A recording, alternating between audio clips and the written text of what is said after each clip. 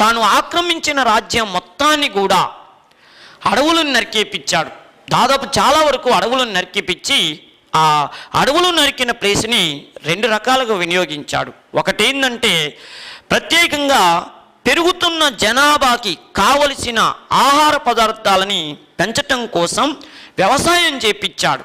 అది ఆయన చేసిన ఒక అద్భుతమైనటువంటి పని. అంటే వ్యవసాయ రంగాన్ని అభివృద్ధి చేసినటువంటి ఇక్ష్వాక చక్రవర్తి ఎవరంటే ఆ బీజం వేశాడు. ఒక విధంగా ఇక్ష్వాక రాజ్యం అభివృద్ధికి నభూతో నా భవిష్యత్ అన్నట్టుగా ఇక్ష్వాక రాజ్యం అభివృద్ధి చెందటానికి బీజం వేసినటువంటి చక్రవర్తి ఈ శ్రీశాంతమూలుడు వ్యవసాయ రంగాన్ని అభివృద్ధి చేశాడు. రెండో విషయం ఏంటంటే ఆ అడవులు నరికేసిన ప్లేస్లో వ్యవసాయ విస్తీర్ణమైనటువంటి భాగం పోగా మిగతా భాగంలో జనానికి పెరుగుతున్న జనాభాకు కావలసిన గృహవసతిని కల్పించాడు. ఈయన సాధించినటువంటి ఒక ఫస్ట్ విజయం. ఇంకోటి రెండో విషయం ఏంటంటే ఇతడు ఇందాక నేను చెప్పినట్టుగా తాను ఆక్రమించిన ప్రాంతంలో అడవులను కొట్టేసి వ్యవసాయాన్ని డెవలప్ చేసేటప్పుడు ఆహార పదార్థాలను ఉత్పత్తి చేయించేటప్పుడు ఈయన చేసినటువంటి ముఖ్యమైన పని ఏంటంటే అనేక యాగాలు చేశాడు. ఈయన చేసిన యాగాలు అగ్నిష్టోమయాగం, అశ్వమేధ యాగాలు, అగ్నిష్టోమయాగం, అశ్వమేధ యాగాలు. ప్లస్ ఇంకోటి ఏంటంటే అనేకమైన కర్మకాండలు చేశాడు. అనేక రకమైనటువంటి యాగాలు తలపెట్టాడు, యజ్ఞాలు చేశాడు. ఇంకోటి ముఖ్యమైన విషయం ఏంటో తెలుసా, ఈయనకి ఆరాధ్యనీయుడైనటువంటి దైవం ఎవరంటే సర్వసేనుని పూజించాడు. సర్వసేనుడు అంటే ఎవరు? సుబ్రహ్మణ్యేశ్వర స్వామి. అర్థమైనా? సుబ్రహ్మణ్యేశ్వర స్వామి అన్నా, కుమారస్వామి అన్నా, మురుగన్ అన్నా, అర్థమైనా? వల్లి దేవసేన సుబ్రహ్మణ్యేశ్వరుడు అన్నా, మురుగన్ అన్నా, కుమారస్వామి అన్నా అంతా ఒకటే. అయితే ఈయన పరిభాషలో రేపు ఎగ్జామ్లో అడుగుతాడు. ఏమంటాడు? శ్రీశాంతమూలుడు ఏ దేవుణ్ణి పూజించాడంటే సర్వసేనుని పూజించాడు. సర్వసేనుడు అన్ని గణాలకి అధిపతి అయినటువంటి సర్వసేనుని పూజించాడు. పూజించి తాను తన రాజ్యంలో వ్యవసాయాన్ని అభివృద్ధి చేయటం కోసం యజ్ఞయాగాలు చేయటమే కాకుండా దేవుణ్ణి మెప్పించటమే కాకుండా ఆ యజ్ఞయాగాల సమయాల తర్వాత ప్రత్యేకంగా పేదవాళ్ళని బ్రాహ్మణులని సీరియల్లో నిలబడమని చెప్పేవాడు. రైతులని బ్రాహ్మణ్స్ని సీరియల్లో ఉండవని చెప్పి వాళ్ళకి యాగాలు చేసిన తర్వాత లెక్కనైనటువంటి నాగళ్ళు అంటే అరకలు నాగళ్ళని బహుమానంగా ఇచ్చేవాడు. అదేవిధంగా బ్రాహ్మణులకి గోవులను ఆవులను బహుమానంగా ఇచ్చేవాడు. ఎందుకంటే వృద్ధి చెందాలి రాజ్యం. డియర్ స్టూడెంట్స్, మన ఆంధ్రప్రదేశ్ రాష్ట్రంలో గ్రూప్ 2 ఎగ్జామ్ మెయిన్స్కి ప్రిపేర్ అవుతున్నటువంటి విద్యార్థులకి మన విజయవాడ హర్షిత్ అకాడమీ అందిస్తున్నటువంటి ఒక సదవకాశాన్ని వినియోగించుకోవాలని మేము కోరుకుంటున్నాం. మెయిన్స్ ప్రిపేర్ అవుతున్నటువంటి విద్యార్థులందరూ కూడా ఇంకా పర్ఫెక్ట్గా ఈ సబ్జెక్ట్ మీద అంటే అన్ని సబ్జెక్ట్ మీద సరైనటువంటి అవగాహనతో ఎగ్జామ్ రాయాలన్న ఉద్దేశంతో ఆన్లైన్లోను ఆఫ్లైన్లోను వివిధ రకాలైనటువంటి టెక్స్ట్ సిరీస్ని కండక్ట్ చేస్తుంది. ఈ అవకాశాన్ని ఆంధ్రప్రదేశ్ రాష్ట్రంలో గ్రూప్ 2 యాస్పిరెంట్స్ అంతా కూడా వినియోగించుకోవాలని కోరుతున్నాం. ముఖ్యంగా విద్యార్థులు గుర్తుంచుకోవాల్సిన విషయం ఏంటంటే మీరు ఎన్నిసార్లు ఆ సబ్జెక్టు చదివినా కూడా ఎగ్జామ్ ప్యాటర్న్ అనేటటువంటి తెలియాలి. అంటే ప్రతి ప్రశ్నని ఎలా అడుగుతున్నా అనేటటువంటి విషయాన్ని మీకు తెలియాలి. అది తెలియాలంటే ఎక్కువ ఎగ్జామ్స్ రాసినట్టయితే ఏ బిట్టుని ఏ టైప్లో అడగటానికి అవకాశం ఉంది, అదే బిట్టుని ఎన్ని రకాలుగా ఆన్సర్లను చేయడానికి వీలవుతుందని ప్రతి విషయాన్ని ఇప్పుడు ఎలా అంటే మనం ఆ ఎగ్జామ్స్ ద్వారా మనం ఎక్స్పీరియన్స్ సంపాదించుకుంటే అసలు ఎగ్జామ్కి దాన్ని బాగా ఆ అవకాశాన్ని వినియోగించుకోవచ్చు. ఈ అవకాశాన్ని మీరు ఇంటి దగ్గర ఉండి అంటే మీ అంతటా మీరు ఎగ్జామ్స్ ఏదన్నా ప్రాక్టీస్ పేపర్లు పెట్టుకొని చేస్తే అది సక్సెస్ కాలేరు. దీనికి అవకాశం కల్పిస్తున్నటువంటిది ఏంటంటే మన హర్షిత్ అకాడమీ విజయవాడ. వీళ్ళు ఏం చేస్తున్నారంటే ప్రతి సబ్జెక్టు ఎక్స్పర్ట్ అనేటువంటి లెక్చరర్స్ చేత ఈ ఎగ్జామ్ పేపర్లను తయారు చేయించడంతో పాటు ఎగ్జామ్ అయిపోయిన తర్వాత వాటిని అనాలిసిస్ చేయించడానికి కూడా మంచి అవకాశం ఇచ్చారు. దీనిని అతి తక్కువ ఫీజుతో వీళ్ళు అందిస్తున్నటువంటి అవకాశాన్ని మీరందరూ వినియోగించుకోవాలని కోరుతున్నాను. దీనిలో ప్రత్యేకంగా ఏపీపీఎస్సిలో ఆంధ్రప్రదేశ్ హిస్టరీకి సంబంధించినటువంటి 75 మార్కులకు సంబంధించినటువంటి దాన్ని ప్రతి ఎగ్జామ్ని అంటే ఆఫ్లైన్లోను ఆన్లైన్లోనూ నేనే వాటి గురించి ఎక్స్ప్లెయిన్ చేస్తాను. విద్యార్థి మిత్రులు అందరూ కూడా ఈ సదవకాశాన్ని వినియోగించుకోవాలి. ఇంకా 45 రోజులు టైం ఉంది కాబట్టి ఇప్పటి నుంచి ఎగ్జామ్స్ రాయటం మొదలుపెట్టినా కూడా రేపటి రోజున ఖచ్చితంగా మీరు సక్సెస్ అవుతారని మాట ఇస్తుంది హర్షిత అకాడమీ. దీనికి సంబంధించినటువంటి ఇంకా ఏమన్నా ఫుల్ డీటెయిల్స్ కావాలనుకుంటే ఈ నెంబర్కు సంప్రదించగలరు అని చెప్పి అనేకమైనటువంటి దాన ధర్మాలు చేసిన గొప్ప చక్రవర్తిగా చరిత్రలో నిలిచిపోయాడు శ్రీశాంతమ్ముడు. అందుకని ఈ హ్యాడ్ ద టైటిల్స్. ఒకటి ఫస్ట్ ఈయనకు ఉన్నటువంటి అద్భుతమైనటువంటి టైటిల్ ఏంటంటే ప్రత్యేకంగా శతసహస్రహాళిక.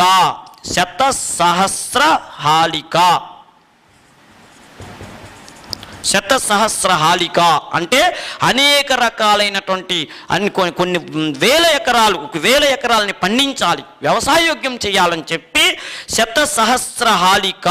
హాళిక అంటే అరకల్ని దానం చేసినందుకు ఆయనకి ప్రజలు ఇచ్చినటువంటి బిరుదు శతసహస్రహాళిక.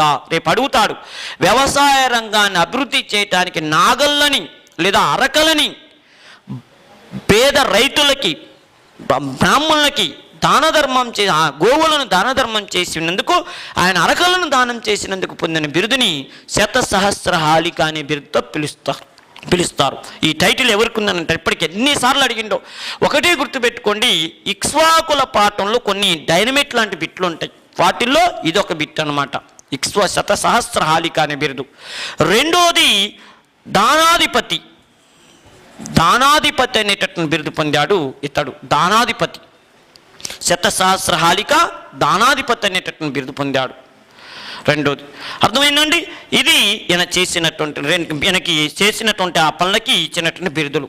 రెండోది ఈయన గురించి తెలియజేసేటటువంటి శాసనాలు ఏంది అది తర్వాత చెప్పుకుందాం.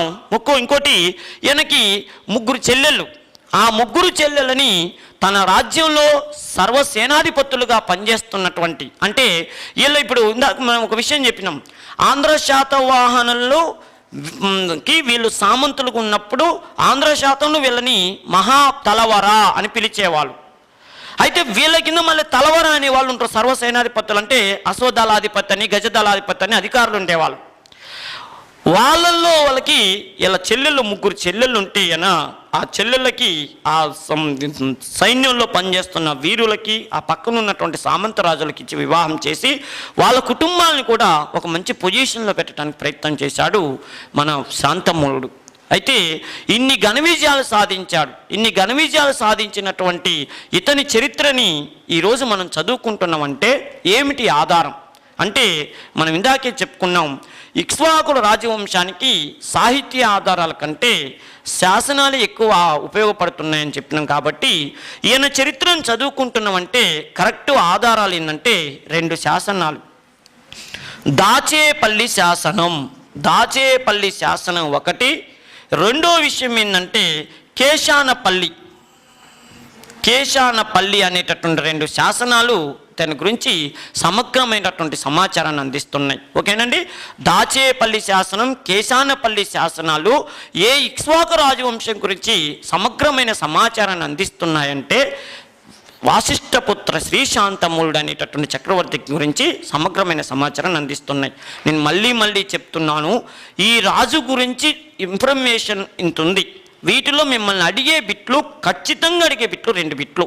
ఒకటి ఏంది అంటే శతసహస్రాలకి ఇప్పటికీ ఏపీపీఎస్సీ ఎగ్జాములలో ఎన్నోసార్లు గ్రూప్ 2 వాటిల్లో అడిగేటటువంటి ఇక్ష్వాకు రాజవంశం అనగానే గుర్తుకొచ్చే ఒక బిట్ అడగాలంటే దాని గురించి అడుగుతాడు. రెండో బిట్ ఏంటంటే ఇక్ష్వాకు రాజవంశంలో వాసిష్ఠపుత్ర శ్రీశాంతమ్ముడు పూజించిన దైవం సర్వసేనుడు అనేటటువంటి ఆ దేవుణ్ణి అడుగుతంతో పాటు యజ్ఞయాగాలు చేసినటువంటి చక్రవర్తి ఎవరంటాడు అంటే దీన్ని బట్టి మీకు ఏమర్థమవుతుంది? ఒక డౌట్ రావచ్చు. ఇందాక మీరు ఏమని చెప్పారు? దక్షిణ భారతదేశంలో బౌద్ధ మతానికి ఇక్ష్వాకు రాజవంశం స్వర్ణయుగం అన్నారు. మరి అలాంటప్పుడు ఇక్ష్వాకు రాజ్యం వాళ్ళు బౌద్ధ మతానికి స్వర్ణయుగం అయితే ఈయన సేనుని పూజించాడు, యజ్ఞాలు చేశాడు, యాగాలు చేశారు అంటారు. అంటే ఈ యజ్ఞాలు యాగాలు బౌద్ధ మతానికి సంబంధించినయా?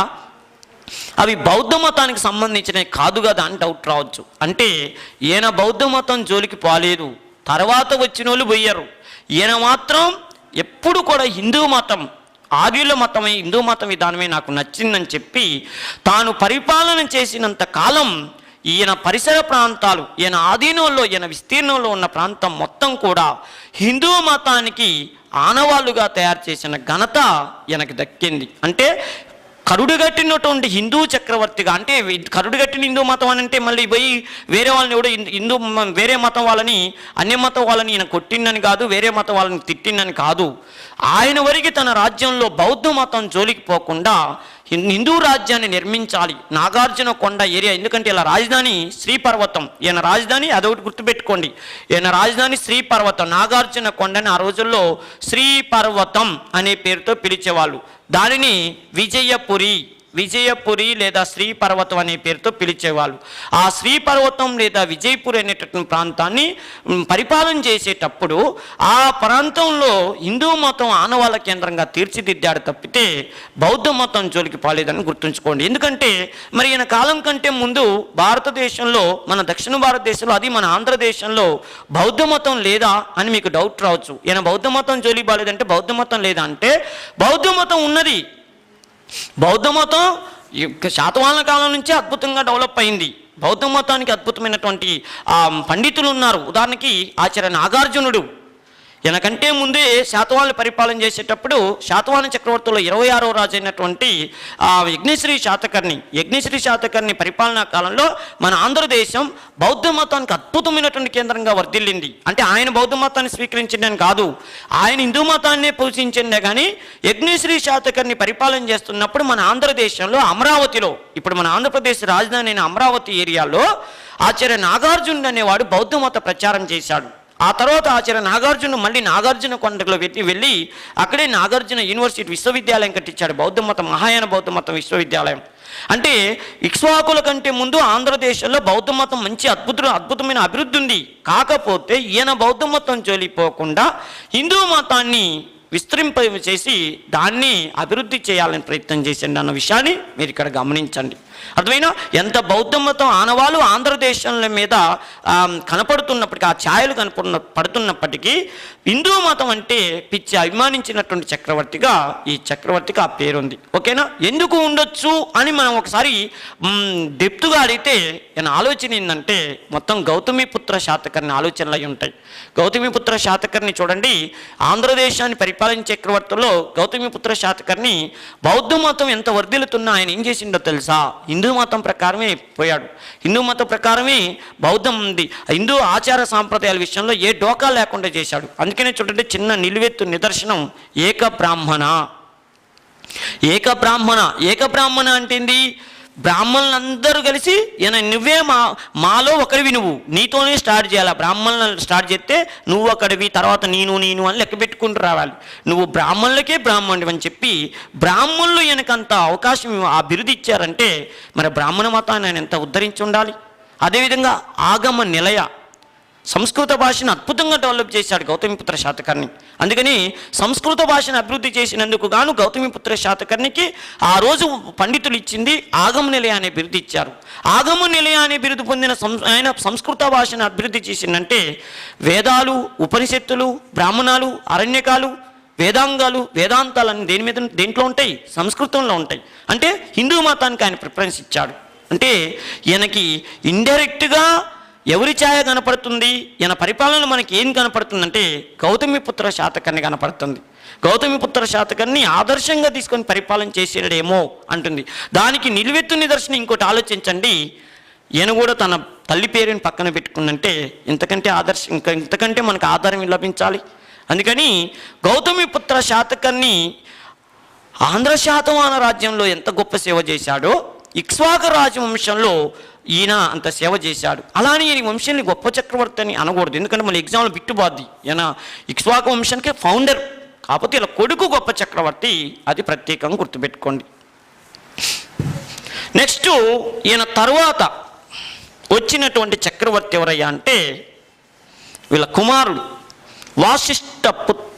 మాటరీపుత్ర. ఈయన వాసిష్ఠపుత్ర శ్రీశాంతముడైతే వాళ్ళ కొడుకు పేరు మాటరీపుత్ర వీరపురుషదత్తుడు. మా ఎంకరేజ్మెంట్ కోసం మన హర్షిత్ ఇన్స్టిట్యూట్ యూట్యూబ్ ఛానల్ని సబ్స్క్రైబ్ చేసుకోండి, లైక్ చేయండి, అలానే షేర్